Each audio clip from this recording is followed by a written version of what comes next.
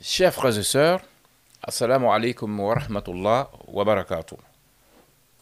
Le thème que nous abordons aujourd'hui est intitulé Être un bon observateur du monde aide à éviter des erreurs existentielles.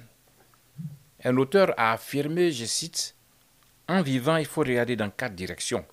Par derrière, pour se souvenir d'où l'on vient, devant soi, pour savoir où l'on va, autour de soi, pour voir les personnes qu'on côtoie, en dessous de soi, pour éviter de piétiner les autres.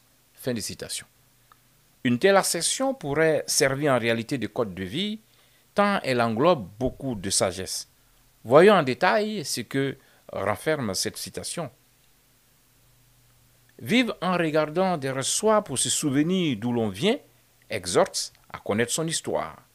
Comme l'affirme le célèbre journaliste Alain Foucault, je cite, un peuple sans histoire est un monde sans âme. Fin de citation.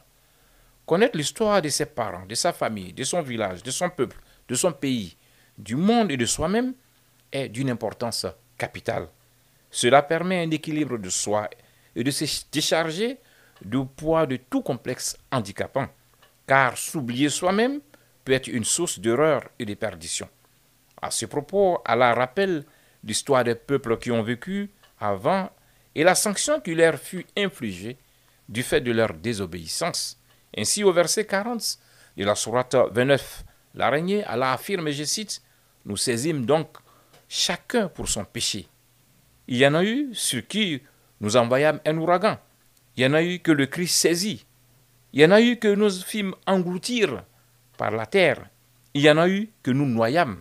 Cependant, Allah n'est pas tel à leur faire tort, mais ils ont fait du tort à eux-mêmes. » Fin de citation.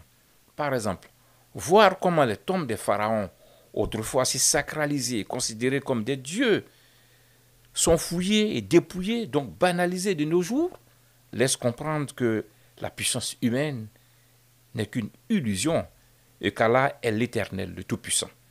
Vivre en regardant devant soi, c'est-à-dire sa destination, ici est mise en exergue la question de la vision qu'on se donne de la vie.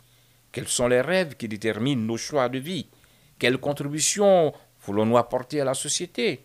Car sans rêve pour soi, on devient l'otage de ceux des autres. En outre, en tant que croyant, regarder devant soi, c'est surtout penser et préparer sa rencontre inéluctable avec Allah. Vivre en regardant autour de soi. Il s'agit ici de faire attention à la marche du monde, aux dynamiques qui s'y déroulent, aux personnes qu'on fréquente, à son environnement immédiat. Sans cela, on court le risque d'être influencé négativement. À ce propos, Hansen affirme, je cite, « Les gens vous inspirent ou vous aspirent. Choisissez-les bien. » Fin de citation. Sur ce sujet, Abu Moussa al-Ashari, radiallahu anhu, rapporte que le prophète sallam a dit « L'exemple du compagnon pieux et du mauvais compagnon est comme celui du vendeur de parfums et du forgeron.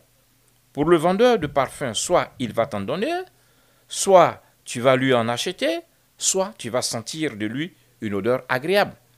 Et pour le forgeron, soit il va brûler ton habit, soit tu vas sentir de lui une mauvaise odeur. » Fin de citation.